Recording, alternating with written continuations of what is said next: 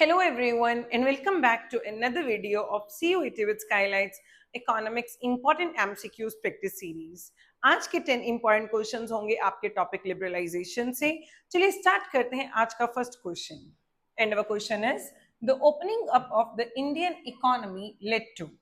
अब यहाँ पे जो opening up of Indian economy की बात हो रही है वो इस कॉन्टेक्स्ट में है कि पहले Indian economy was a closed economy, बाद में इसको ओपन इकोनॉमी में कन्वर्ट किया गया। तो ओपन इकोनॉमी में कन्वर्ट होने के बाद क्या हुआ, इससे हुआ क्या, बट इट लेड टू। तो देखिए, fall in foreign exchange reserves and rise in foreign direct investment.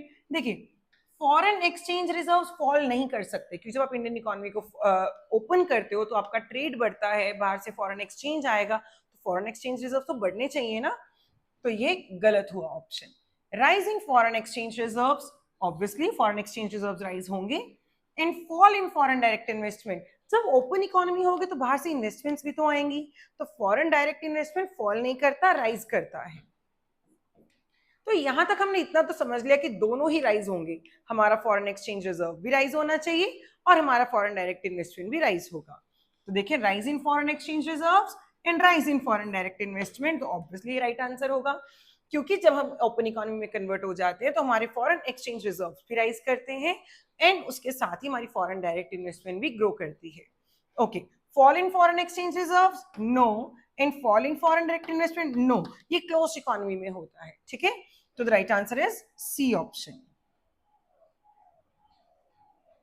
Next question is the trade policy reforms were aimed at. ये जो ट्रेड पॉलिसी रिफॉर्म्स थी हमारी, तो उसका मेन एम क्या था? तो देखें, dismantling of quantitative restrictions on imports and exports, trade की पॉलिसी है। तो ऑब्वियसली इस पॉलिसी में एक बहुत बड़ा रिफॉर्म ये था कि डिसमेंटलिंग ऑफ, कि हम जो भी इंपोर्ट कर रहे हैं उसके ऊपर जो हमने क्वांटिटीज के ऊपर रिस्ट्रिक्शंस लगा रखी हैं उनको हटाया जाए। ठीक है ना, तो हम उन क्वांटिटीज को हटा के उन रिस्ट्रिक्शंस को हटाना चाहते हैं। रिडक्शन ऑफ टेरिफ रेट्स, हमने जो टैक्सेस बढ़ा सके हैं, बढ़ाए हुए हैं, हमने उन्हें भी रिड्यूस करना है, ये भी ट्रू है।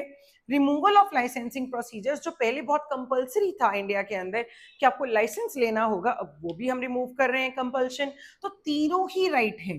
हम क्वांटिटेटिव रिस्ट्रिक्शंस को डिसमेंटल कर रहे हैं, इसके अलावा हम टेरिफ रेट्स को रिड्यूस करना चाहते हैं और लाइसेंसिंग जो हमारी कंपल्शंस हैं उनको हम हटाना चाहते हैं।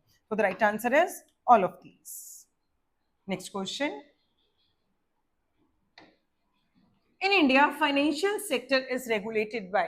तो फाइनेंशियल सेक्टर में आ जाते हैं हमारे बैंक्स, हमारा और जो भी फाइनेंशियल इंस्टीट्यूशंस हैं सब आ जाएंगे इसके अंदर। तो इसको कौन रेगुलेट करता है? Obviously the central bank of the country. तो क्या होगा इसका answer? The reserve bank of India. ये सेंट्रल गवर्नमेंट नहीं, सेबी नहीं, ये सिर्फ सिक्योरिटीज का एक्सचेंज कंट्रोल करती है, फाइनेंस मिनिस्ट्री भी नहीं। Okay, next question, import licensing was abolished accept in case of. वैसे तो हमने जो देखो पहले क्या था कि लाइसेंसिंग सिस्टम था, तो इंडिया के अंदर आप कुछ भी अगर इंपोर्ट करते हो तो आपको गवर्नमेंट से लाइसेंस लेना होता था। पर बाद में इस लाइसेंसिंग सिस्टम को थोड़ा सा हटा के थोड़ा मोल्ड किया गया ये कह के कि अब लाइसेंस लेने की जरूरत नहीं है सिवाय कुछ केसेस में। कौन से केसेस में? तो देखें, इंपोर्ट लाइसेंसिंग को एबॉलिश तो कर दिया गया था, पर except in case of hazardous items. देखो, अगर आप हजारस आइटम्स को इंपोर्ट करोगे तो गवर्नमेंट को इसकी नॉलेज होनी चाहिए, तो इसलिए इसके लिए लाइसेंस को कंपलसरी बरकरार रखा था। आगे, इन्वायरमेंटल सेंसिटिव इंडस्ट्रीज, अगर आप कोई इन्वायरमेंटल सेंसिटिव इंडस्ट्रीज खोल रहे हो, ठीक है, जिसमें आप कोई ऐसी चीजें प्रोड्यूस करने वाले हो जो इन्वायरमेंट को हार्म करती हैं, तो उसके लिए भी आपको गवर्नमेंट से लाइसेंस लेना होगा। तो दोनों ही राइट है, इसीलिए both A and B is the right answer. Okay, next question, moderate tax rate was implemented during reform period. देखिए, पहले क्या था कि इंडिया में जो टैक्स रेट्स थे वो बहुत ज्यादा हाई थे, जिसके कारण जो टैक्स इवेशन था, जो टैक्स से बचते थे लोग, वो बहुत ज्यादा था। तो बाद में गवर्नमेंट ने इसको थोड़ा सा चेंज किया, थोड़ा सा कम करके moderate tax rate system adopt कर लिया। अब इसको इम्प्लीमेंट किया गया था ताकि क्या हो सके, ताकि सेविंग्स को इनकरेज किया जा सके, राइट। क्योंकि जब टैक्सेस को कम कर दिया जाएगा तो लोग सेविंग्स कर पाएंगे। Clear? Voluntary disclosure of income, जो लोग अभी तक अपनी इनकम को डिस्क्लोज नहीं करते थे हाई टैक्स से बचने के कारण, अब वही लोग अपनी इनकम को वॉलंटरीली डिस्क्लोज करेंगे। Clear? Increase in foreign exchange reserve, इससे फॉरेन एक्सचेंज रिजर्व से अभी कोई कनेक्शन नहीं है। क्यों नहीं है?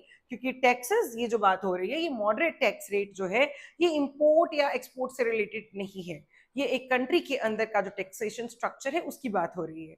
तो सिर्फ फॉरेन एक्सचेंज रिजर्व्स का कुछ नहीं बनेगा। तो the right answer is D option, both A and B.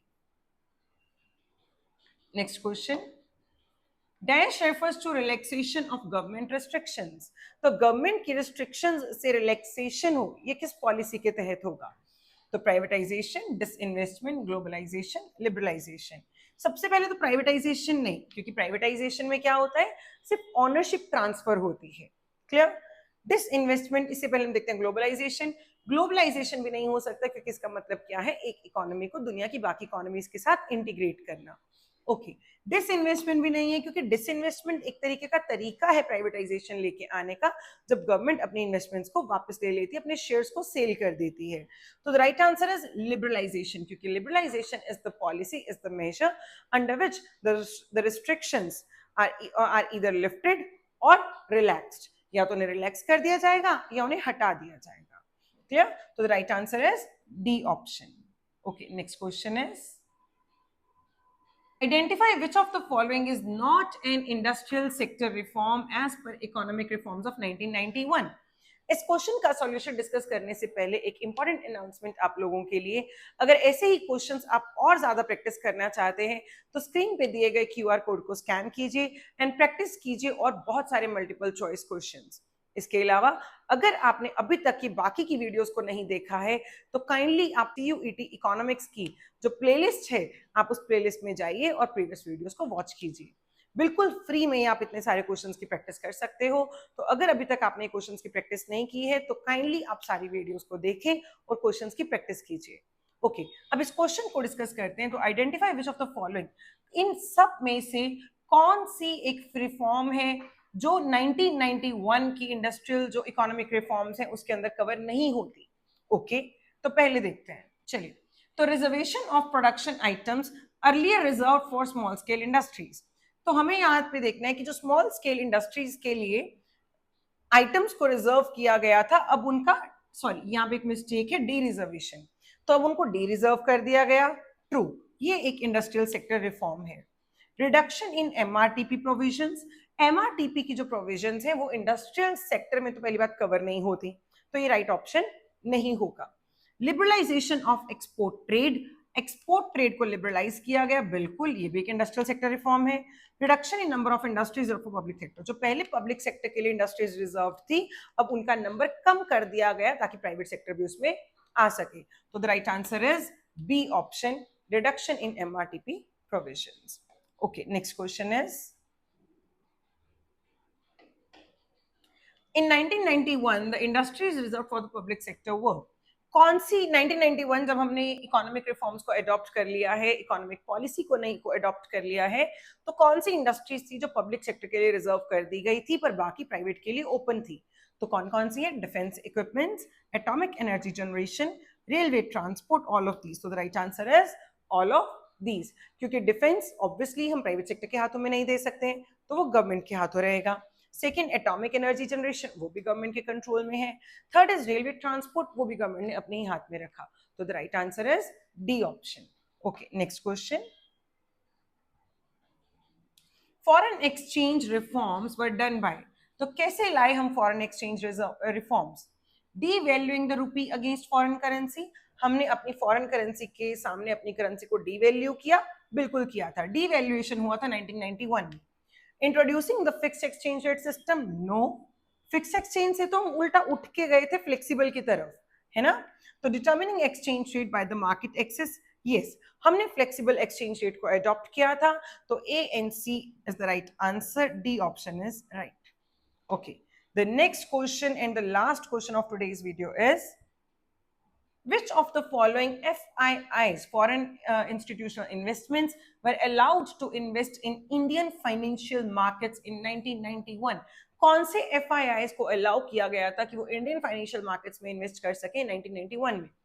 Merchant bankers, mutual funds, pension funds, ये तीनों ही थे।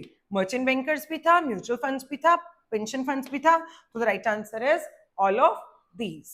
तो ये थे आज के 10 important questions from the topic liberalisation of Indian economy. ऐसे ही क्वेश्चंस और प्रैक्टिस करने के लिए स्क्रीन पे दिए गए क्यूआर कोड को स्कैन कीजिए एंड प्रैक्टिस कीजिए बहुत सारे मल्टीपल चॉइस क्वेश्चंस। अगर आपको ये वीडियो अच्छी लगे तो kindly like and share this video with your friends and also please subscribe this channel.